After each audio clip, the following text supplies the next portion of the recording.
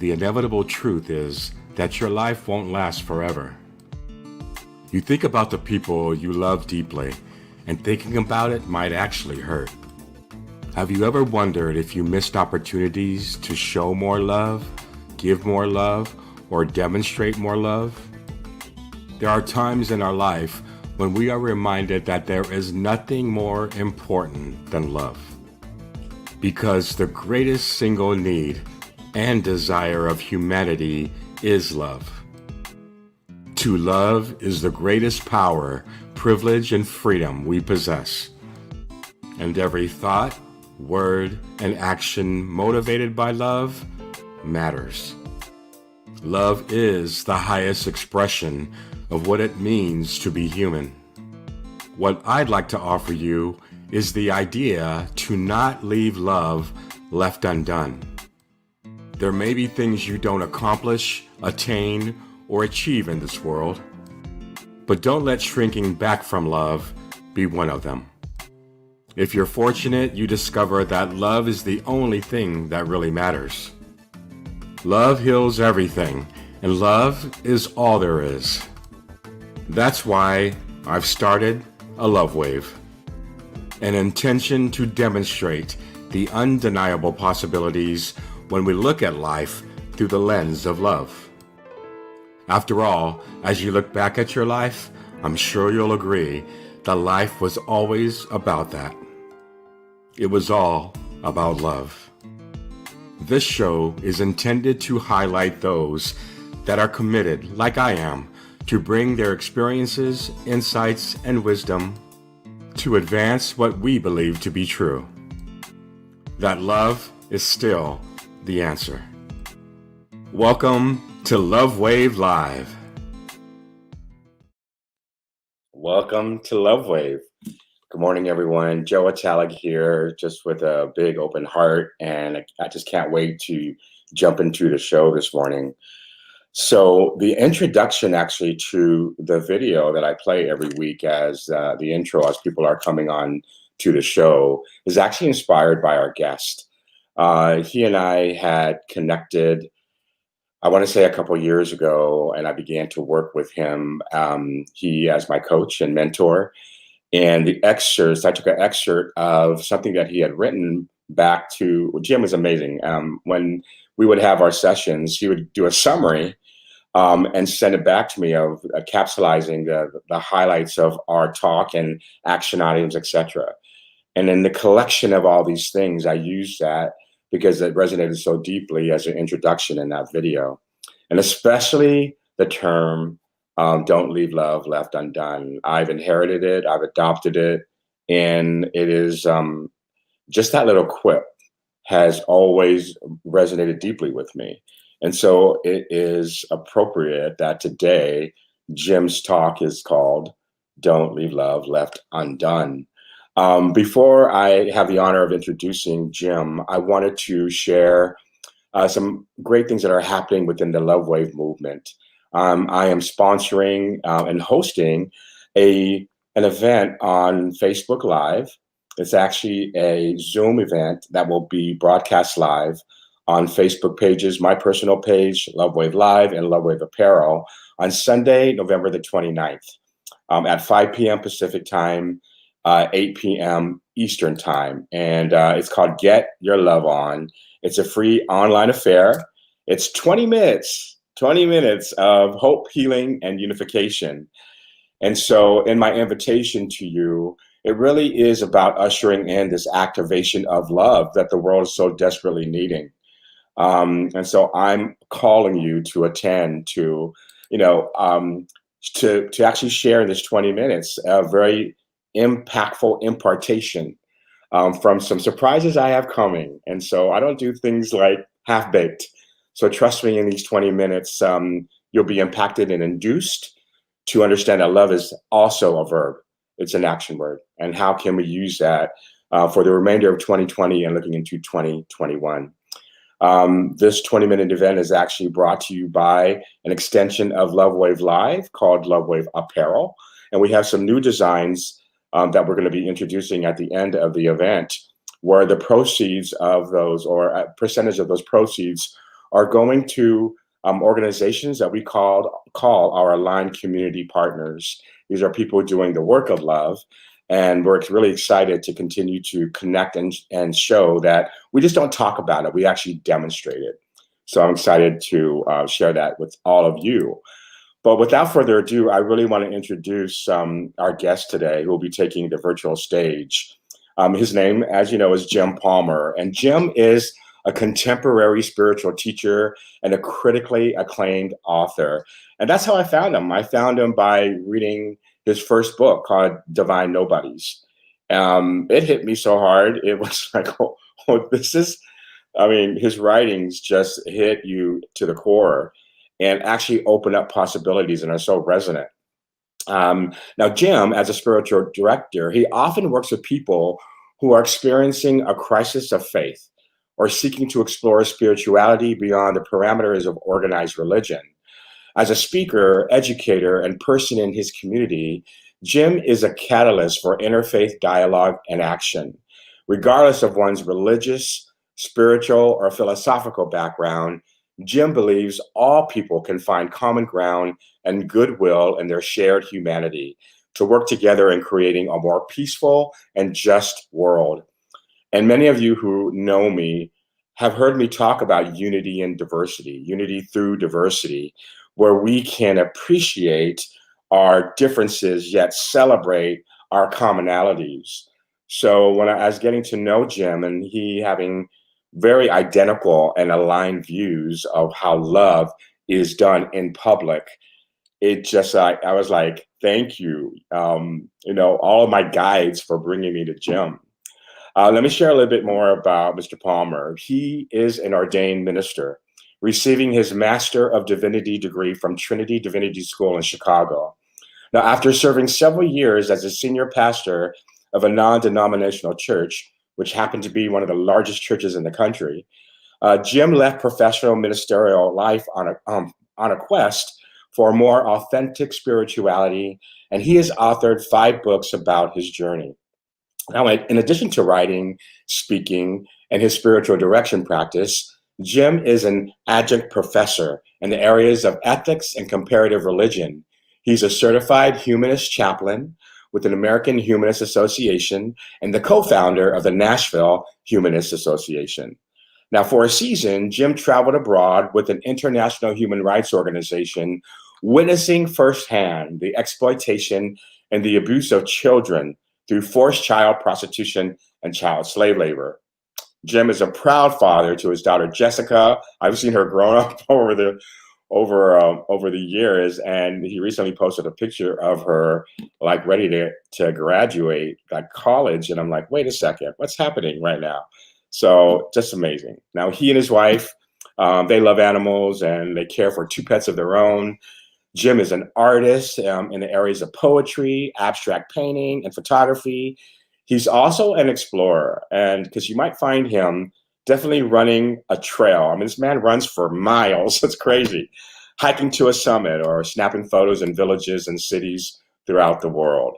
So I've shared a lot about him. You know him a little bit more. And so I'm welcoming here my mentor, coach, and friend, Jim Palmer. Hey, Jim. Hey, Joe. How's it going? It's going well. Actually, you're doing some chaplain work, aren't you, right now? Well, yeah, I'm in the middle of I do some hospital chaplaincy and some other work like that. Yeah, it's always busy, but I don't know. After that bio, geez, I mean, like, A lot to live up to, right? Oh no, that we won't be just disappointed. That's for sure. So before we get started, and I get to hand over the stage to you, you and I have had conversations about religion and spirituality, love. This idea of the unconditionality of love. We've had some really great conversations. As it relates to spirituality, however, what would you say? Could you pinpoint like one of your most profound moments of awakening, something that really shook you and opened up even more possibilities from, along your path and your spiritual walk? yeah, I'd have to say that, of course, as you mentioned, I have my, theological degrees and so on, and was a pastor for many years.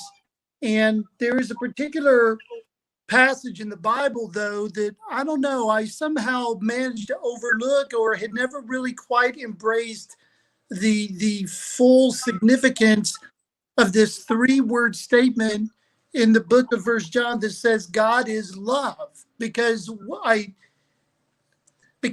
religion, love is it can be very conditional, right? That already, according to some religious ideologies, born into the world as sinner, someone who falls short, someone who doesn't deserve God's love in your natural state. You have to be saved from yourself and, in essence, made clean in some way in order for God to approve of you, for God to accept you.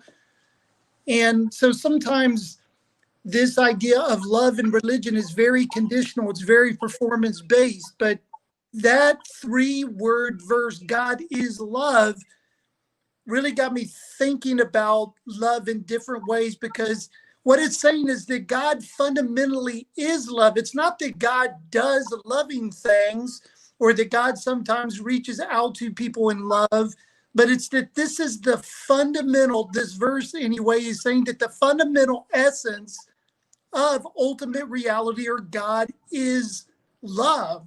Like there's never a moment when that's not true, because it's not a have thing. It's not that God has love. It's that God is love. So that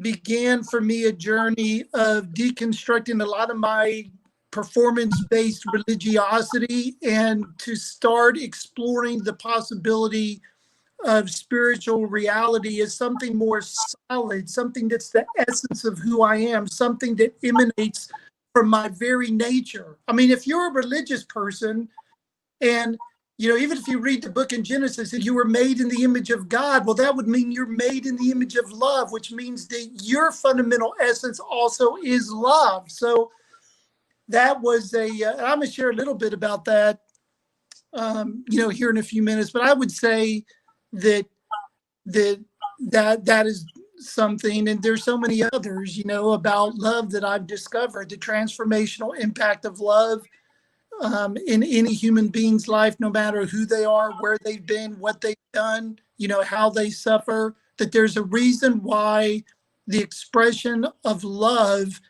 can reach out and, impact and save a person literally who's kind of dangling by their last thread of hope in this world. I mean, you can not have a lot of things, but if you have love, then there's a reason to go forward. Absolutely. Oh my gosh. Okay, you're firing me up right now, because it was during our time when we were working together. And I don't know if you recall this, is that was one of my greatest experiences when, I was, I picked up Bella from school. We went to have a sandwich, and in our conversation, I said something to the nature of, well, I don't know about you, Bella, but I don't even remember the conversation. My response to her was, but I would just want to be my true self. And then when she asked me, well, what's your true self, Dad? And I was not stumped, but it was a pause. I was like, how do I even explain this? And so that idea that when I was born, I was given these identities of sorts, my culture, my ethnic background. Here, they told me, you're going to be this, Catholic, and da-da-da-da-da. And I told her, when I pull all those back, I find that I've been made in the image and likeness of God. I know that God is love, therefore I am love. And that was the time where it was like, this is the decision I'm making, that I don't operate in my true self, right? It's everything that I've created false about myself, right? So that's neat to hear. That's awesome. Okay, I'm going to stop talking and allow you to take the stage. It's all about not leaving love left undone. So when you're all wrapped up, I'm going to come back on and we'll continue this conversation. So thank you for being here. Everyone who's watching live and those on the replay, this is Jim Palmer. All right. Well, so I was thinking about this idea, Joe. He identified what I'm going to share today, and this idea of love left undone. It's something that Joe and I have talked a lot about. And because I normally don't like to do anything that is expected and to kind of take a different route and stir things up a little bit, I'm going to talk about this love left undone, but in a little bit of a different way, because I think when we hear this phrase love left undone, what we typically think, and I'm not saying that you should not think of it this way, because it's legitimate to think of love left undone as being something that you do with your life that you want to do wholly and completely with no regret. And so that's the way we typically think of this phrase, I think, love left undone. Don't leave any love left undone in your life. There's a lot of things you may do, you may accomplish, you may achieve, but regardless of whatever those things are, the significance of your life is to love. And so to not let love be undone in your life, to let that be the one thing that you're devoted to doing fully, is to love. Okay, so but I want to kind of go at it in a little bit of a different take, which is I want us to think about, just for about 15 minutes here, the idea of love left undone in terms of yourself, not leaving love left undone in terms of claiming and embracing love for yourself, which is the fundamental, primordial, bedrock aspect of love, to love yourself. And so when it comes to love left undone, you can't leave yourself unloved by you. That is the love that should never be left undone. So I want to talk about that. In other words, what I'm saying is that the significance of you claiming love for yourself, and even one step more than that, not just claiming love for yourself, but claiming love as yourself. In other words, for a person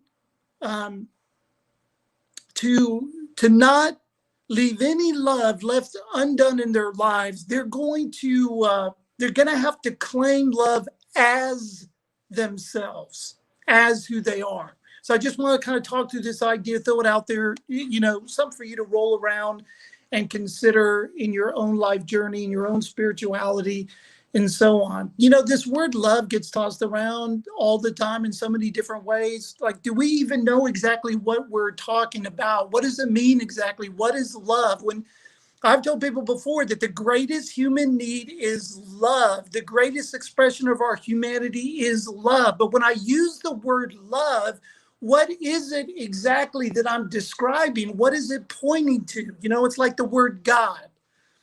God is a word in human language that is meant to signal or identify an ultimate reality. So what love is a word, and I teach some linguistic classes. So love is a placeholder in human language to indicate an idea that's beyond the word itself. I mean, there actually is nothing factually called love. Love is a word we use to describe something else.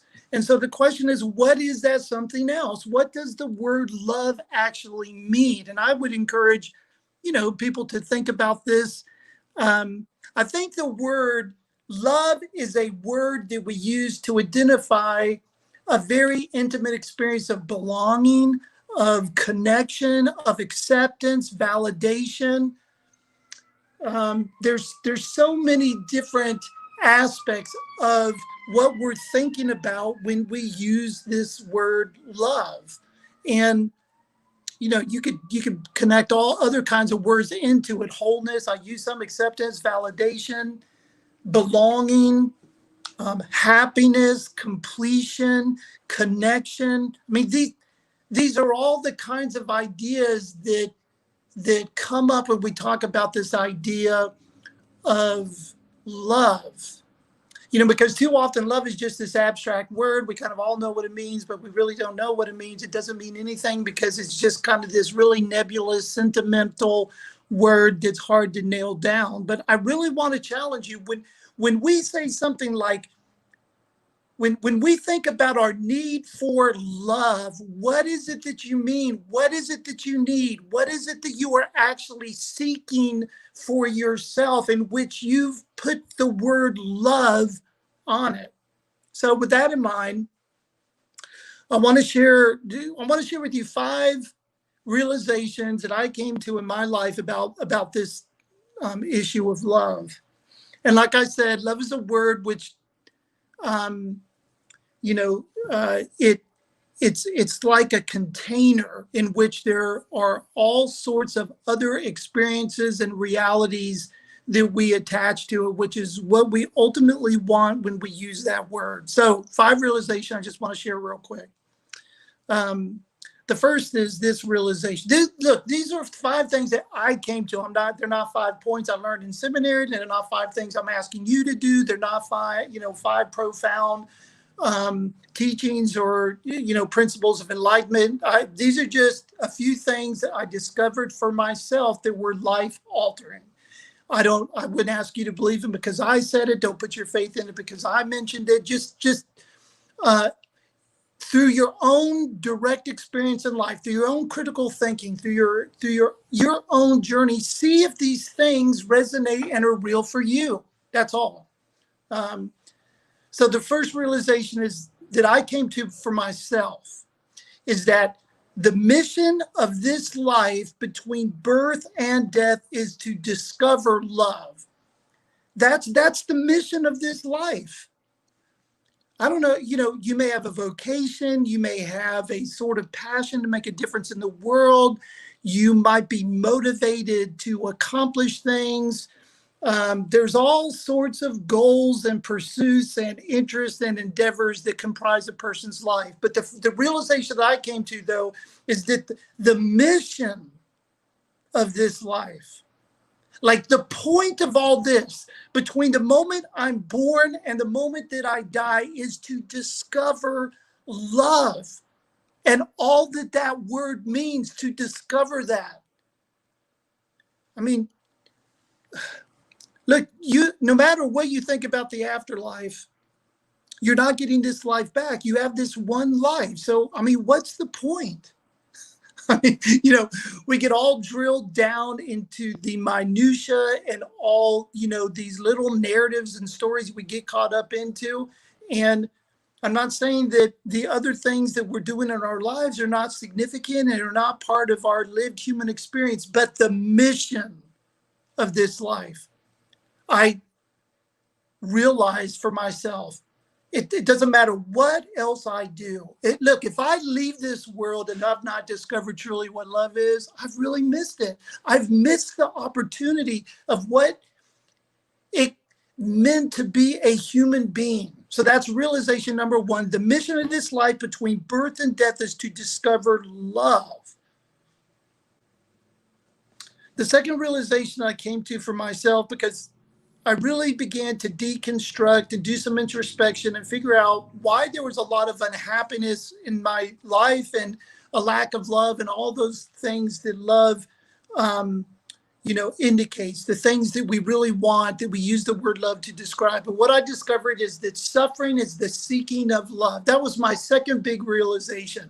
That the first is that the mission of life is to discover love. And the second one is that suffering is the seeking of love. And that was really life-changing to discover that. Suffering is the seeking of love. And here's why I discovered that. And I mentioned it just a few minutes with Joe when we were talking. Here's the way we think about all the most important realities that we want in life: love, happiness, wholeness, completion, belonging, freedom, peace, well-being. Okay, this is how we're conditioned to think about all these things, is that they are out there somewhere. They're beyond us, and that the whole goal in our lived human experience is to mix and match circumstances together to find some way to extract from the world the love and peace and wholeness and well-being and belonging that we want. We try to extract it from a relationship. We try to extract it from achieving fitness goals. We turn out externally through our desire for approval or our financial independence or professional success or whatever it happens to be. But we're always seeking these realities because our underlying belief about them is that we are separated from them. We're separate from them. Anything that you're separate from, you have to go get, you have to earn, you have to work out, you have to achieve.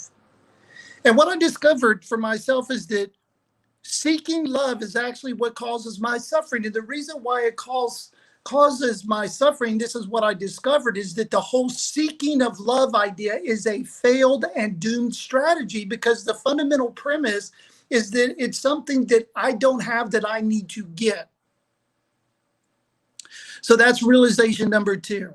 In other words, let me say it this way. There's a lot of things that you have in life. You have a car, you have a home, you have a computer, you have a phone, maybe you have a pet, there's all kinds of stuff we have. But the realities that we are indicating when we use the word love are not in the "this is what I have" category, because whenever there's a "this is what I have" category, there has to be "this is what I don't have" category, right? I have a car now, it's going to break down, I won't have it. I have a phone now, it'll become outdated, or my laptop, I don't have it. I have this relationship right now, then maybe I don't have it. And so it's in the don't have category. And so we think of everything in life as have, don't have. It's true for some things. Your phone's not going to last forever. There's stuff you have that you won't always have. But that's not the category that love is in, or happiness or peace or wholeness or well-being or belonging. That's not a I have or don't have thing. And as long as we treat it as a have or don't have, then we're going to seek and work to perform to achieve it. And all that's going to happen is that we are going to suffer. That was my realization number 2. Realization number 3. True love is causeless, and it flows from our true nature. True love is causeless. In other words, love and everything that it means as a word describing what we most deeply desire in life is not caused by another thing. Okay? It's not a caused thing. Rather, it flows from our true nature. You know, it's not like a certain relationship could make you happy, make you feel loved. It's not like there's a particular set of circumstances that if you could work out, it would make you happy or make you know love and feel loved. Because true love is causeless. Love is not a thing that is caused by another thing. Rather, it's what you are. It flows from your true nature. In fact, Rumi said that our task is not to seek love, it is only to remove the barriers within us to love. So love is not something to seek. Our work only has to do with addressing those things within ourselves that are barriers to claiming, accepting, and embracing our true nature, which is love. And, you know, some of those barriers are quite formidable. That's why I do a lot of counseling with people who were damaged through toxic religion. Because, for example, a lot of people were told that you are inherently bad, that your natural self is despised and rejected by God. And so you're told that, since you were like 5 or 6 years old, you have a lot of barriers within yourself to love, even if that love is what you fundamentally are at the core, fundamental, primordial level. You're cut off from it to a certain degree because you have been conditioned to think of yourself in such disparaging terms. But that's realization number 3. True love is causeless. It flows from our true nature. And then the 4th realization I came to, which is not all that different from the 3rd, but, for me, it had some significance, which is that love is not outcome or circumstance dependent. Like, think about all the things we want in life, then that we attach the if only phrase to. If only I had a better relationship. If only I had a better metabolism. If only I had the money to go on, travel the world.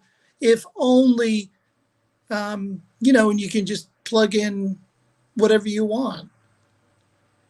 But what I discovered is that true love and all that word means is not an outcome of something else. It's not dependent on a circumstance. There doesn't have to be a circumstance, or there doesn't have to be some outcome come to fruition in your life in order for you to know love, experience love, claim love.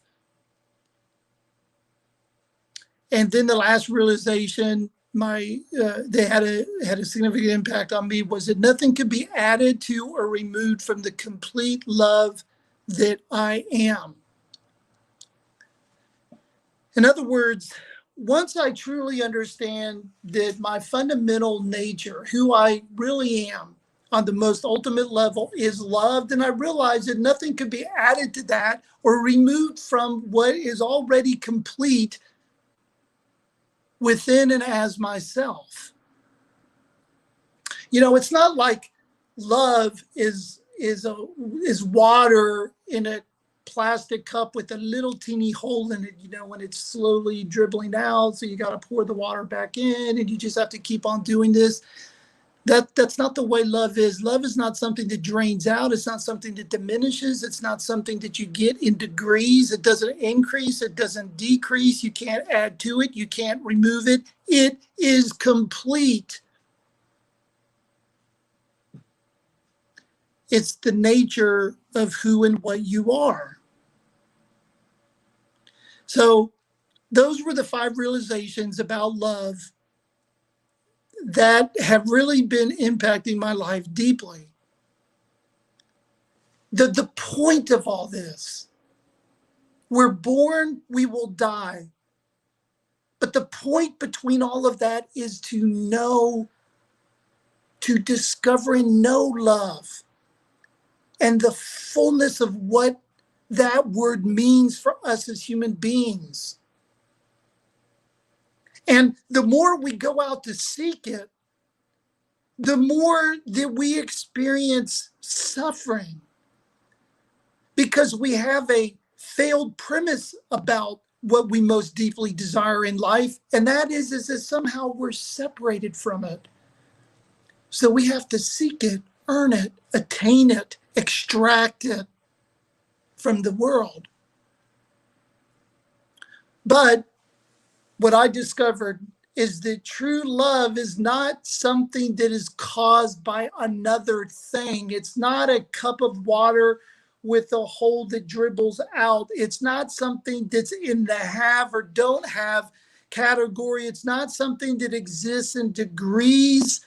True love flows from your true nature. Love is what you fundamentally are. Everything that word means and describes and represents and symbolizes is your true nature. There's no outcome that's needed. There's no circumstance that is necessary for you to know and experience this love, because it is what you are. Nothing can be added to it. Nothing can be removed from it. It is the complete and total love that is your true nature.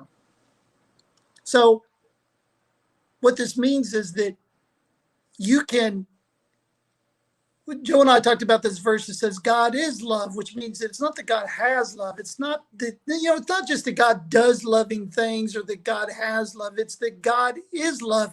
And according to the Bible, you were made in the image of God, which means that you were made in the image of love, which means that you also are love. It's not just a thing you have. It's not a thing you can lose. It's not a thing that you do fundamentally. It's a this is what I am thing. And the reason why that's so liberating, one of the many reasons why it's so liberating, did you realize that there is no lived human experience that is more significant and fulfilling and liberating than the experience of love? That's number one. Number two is, did you realize that there is never a moment in your life where you cannot be loved? There's never a moment where you can't be love, because love is what you are. There's never a moment when a bird cannot be a bird. There's never a moment when a fish cannot be a fish. There's never a moment when a phone cannot be a phone. There's never a moment when you cannot be loved, because love is what you are. Which means you can approach every moment in your life as love. You can approach the happy moments as love rather than clinging to them. You can approach them as love. You can approach your difficulties as love. You can approach your challenges, your tragedies, your perceived failures. You can, look, every single moment of your lived human experience is an invitation to be what you are, which is love. And now, am I saying it's always simple to know what that means? No, it isn't always simple to know what it means in each human moment. What it looks like to be love in this situation or that situation. I mean, this is the part of the human journey, right? Jesus said, for example, I was divine and human. Same thing for us. We are the ultimate reality of love, but we're also having a lived human experience. And so the human journey is about putting these things together. What does it look like to be love, which is my true nature, here and here and here and here? So that's what I wanted to share. And I guess I would just conclude by saying that when it comes to love left undone, the love to not leave undone is knowing yourself as love. Like, that's the cornerstone. It's kind of like, what good is it if I kind of save the whole world and lose my soul? I mean, what good is it for me to go out and think of love as this thing that I have to do or seek and miss that this is what I fundamentally am?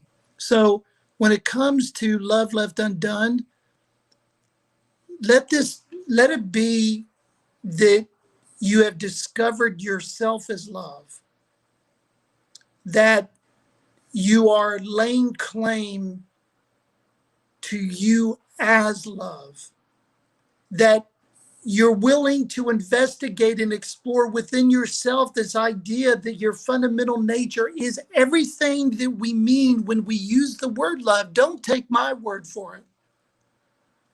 Investigate this yourself. Don't leave that love left undone. Don't leave it unclaimed. Don't leave that love undiscovered. Don't leave that love unactualized. I mean, this is the mission of life, the purpose, the invitation, the opportunity between birth and death is to know love, which is to know yourself as love. Okay, Joe, I think I've yacked long enough. No, never. Up shortly, so. Oh my goodness, thank you, Joan. That was amazing. I think this just brought so much back to me in our time together. But the great shift for me was actually when you talked about up front, don't leave love left undone for yourself. That's amazing. Absolutely amazing. Before we go further, there's a question we have here in the chat. So this is from Simon Kelly, and he says, in your work, have you ever had to withdraw contact and perhaps support to someone whose behaviors are so damaging to themselves and perhaps even you, having to remove yourself to remain spiritually intact, sending love and compassion from afar? Yeah, my answer is yes, because when I think not only, so there's a lot of ways that a person, there's a lot of dysfunctional ways, and I'm not saying that the person asking is doing this, but it opens up a matter, which is that there are a lot of dysfunctional ways that people think about even what love is, and some people learn those ways through a toxic religious experience. So, for example, being love in some circumstances, I mean, like, okay, is loving somebody enabling them? No. Is loving somebody allowing your boundaries of self-care to be violated? No. Whoever said that love means that you accommodate the abuse, dysfunction, and toxicity of other human beings? I mean, why would we call that love? I mean, by what definition would that be love? So, I mean, we all talk about tough love, and sometimes that's an overused phrase, but it's not loving. It's not being loved. Now, just think about this. If you self-love would mean that you would also protect yourself, right? Because you would only want to allow in your life that which supports your fundamental nature, which is love.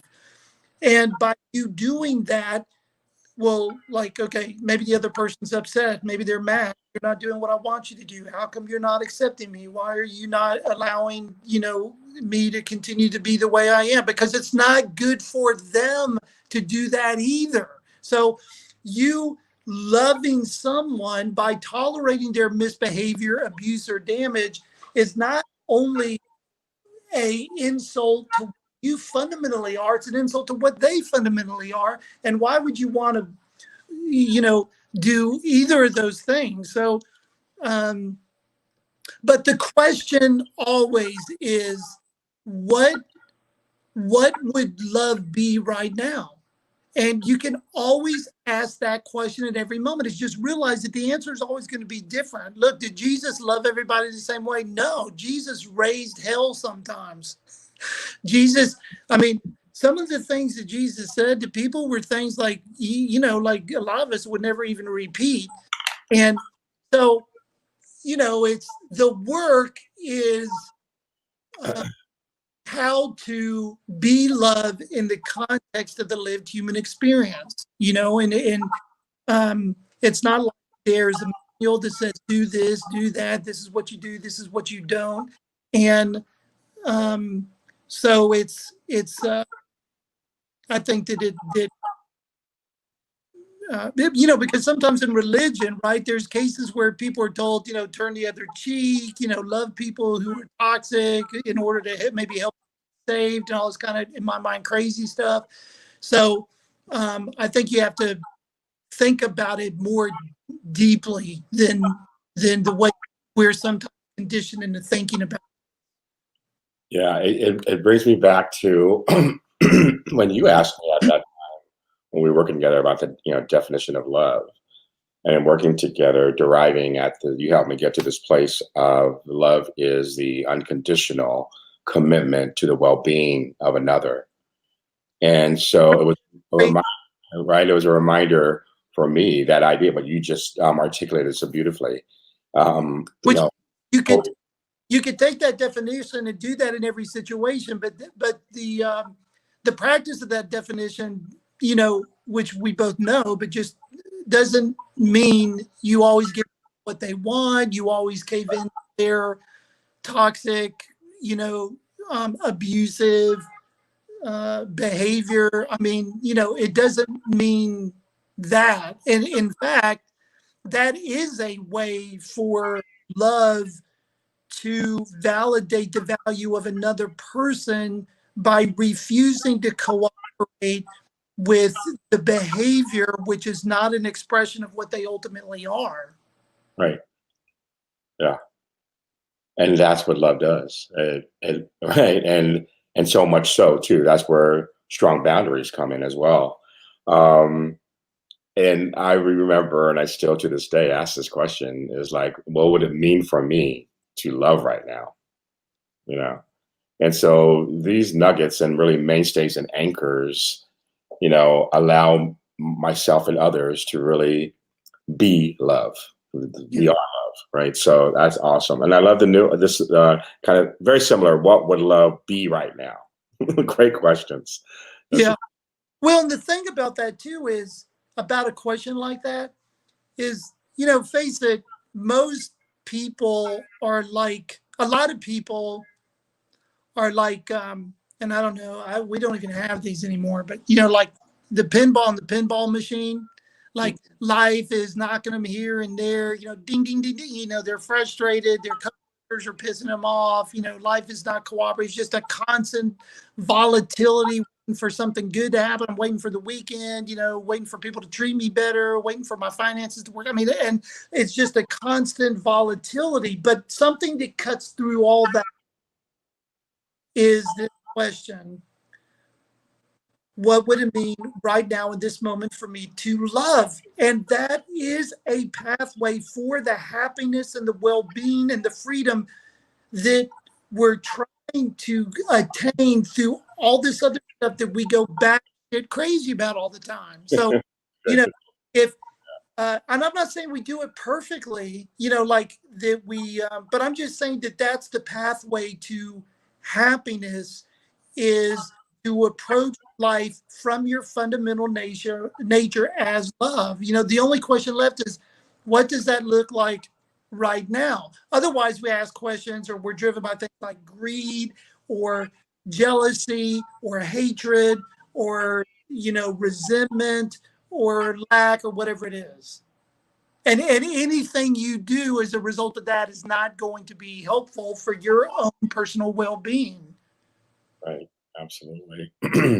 Absolutely. We have a few moments here, Jim, and I just wanted to touch really lightly on, what we're experiencing in the world today. We see, division, dissension, and all those types of things. And you and I have had these discussions how, justice is love in public, love out loud. you know, um, as the political climate and just it's palpable, right? For many. Um, just say a few words about the love that is displayed in public and this idea of justice. I mean, you've experienced that so much, and how does love play today? Where sometimes it's desensitized. It's many times love, and how can love be the answer in moments like this? Yeah. So there can't be anyone on your "it's okay not to love them" list. Mm. No one can be on that list. There can and look, it's it's kind of trendy to talk about justice and equality and all this kind of thing all the time. So the kind of equality that we need is for you not to have any person on the "it's okay not to love them" list. I don't care what your politics are. I don't care what your ethnicity is. I mean, there can't be a "it's okay not to love you" list, because if there's someone on that list, that is a direct denial of the truth of what you are. Like we talked about, love is not something you have or don't have. It's something that you like, something you give to others and deny to others. That's not what love is. It's what you are. So every time there's someone who appears on your "it's not to love them" list, it is a denial of the truth of what you are. The only question is, well, what does it mean to love this person? Like, okay, so maybe you're, I don't know, a progressive Democrat, and Donald Trump is on your "it's okay not to love you" list. Well, look, if Donald Trump is on your "it's okay not to love you" list, then you got a list, and there's probably a lot of other people on the list, because you can't have one person on it. There can't be one on it. And, I could go the other way. Maybe you're more conservative, and Joe Biden's on your "It's okay not to love you" list, or maybe it just there can't be that list. It's not okay to decide that what, it's okay not to love this group of people. It's you can't have unwoke people that are on your "It's okay not to love you" list. You can't have there just can't be anyone on the list. I'm not saying that you love everybody exact the same way. We just got done talking about that every situation is different. But equality would mean that you always ask the same question. What would it mean for me to be loved right now? We can't just say, well, I don't have to ask that question here because this person's an ass, or I don't like this person, or this person's terrible, and this person's doing bad things. And then we're right back to the whole mess of the problem, which is people have to earn love. I mean, who qualifies? How can you be good enough or bad enough, to earn love or qualify for love? I don't know. Maybe Donald Trump has never been loved completely. I don't know. But I'm just saying, that doesn't mean that you can't have conviction for your ideas and your thoughts and your beliefs and your principles. I mean, I'm not saying don't have a passion or don't disagree with people or don't point out the places where you see that another person's ideas or philosophy fall short, but you just can't put them on your "it's okay not to love you" list. I love it. Absolutely love it. Yeah. If love is the answer, it's not the anemic and sentimental type love it's easy to embrace. This is the love that you and I have talked about that has grit and teeth. Right. And that's why Jesus said, look, of course you can love your friends. Well, how is that difficult? Anybody can do that, Right. But the true test of love is to love your enemy, or to love the person for whom for you it's not easy to love them. And then you just shift them to your "it's okay for me not to love you" list. That doesn't mean you have to be everybody's best friend. That doesn't mean that you have to be involved in every person's life. Like we said, loving someone means something different, but it definitely does not mean that you give yourself permission to hate a human being or to do anything that is going to degrade the truth of what they are fundamentally. Yeah. Absolutely. Oh my gosh, Jim, we can talk forever. I know that I want to be mindful of your time. Yeah. Really quickly, I just wanted put a few comments in here from Colorado. Mr. Jensen Curtis, thank you. So many parallels that I've been having in my own journey. And then, same last name. So Tammy, thank you, Tammy. What would it mean to love right now? Appreciate the discussion. And then from Los Angeles, Delphina, love is the answer. Thank you so much for bringing the awareness to humanity. So great. Just, some feedback to you. Yeah. Thank you for coming on. You know what you mean to me, so I don't need to tell you, but yeah, thank you so much. I have one last question and we'll sum it up here. Okay. I've been asking this of all the guests who have come on the virtual stage is, if you could only be remembered for your words or by your words, what would those words be? You mean like only be remembered by something that I said? Yes. Boy, that's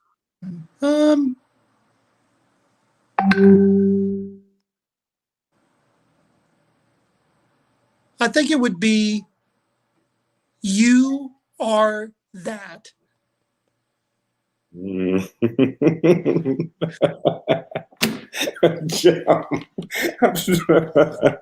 Because you know what I mean, right?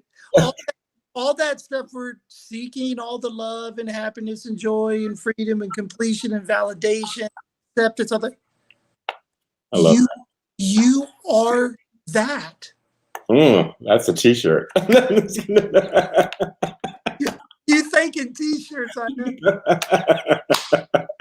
I love it. Oh my gosh. All right. Well, thank you again for being a mentor, just a friend, and I can't wait to work with you again. So everyone that's watching here, this is the first book that I read, Divine Nobodies, that was just, and I use that term, Jim, all the time. I actually had a divine nobody who spoke. And then this is the one that really tore me up, Inner Anarchy. The subtitle was "Dethroning God and Jesus to Save Ourselves and the World." I was like, it was an amazing, yet most simplest read that I've had with Jim, but the most like, whoa, I mean, impactful. Notes from Over the Edge put me over the edge. It was so check out his writings. Eyes, Eyes Wide Open, and Being Jesus in Nashville. Those are some of the titles of Jim's books. But thank you again for being here. All for those, right. Well, Joe, I'll next. talk to you soon. I'm sure we'll be talking the next day or two. So Awesome, wonderful. Bye, everyone. Thank you for joining. Love is still the answer. Take care.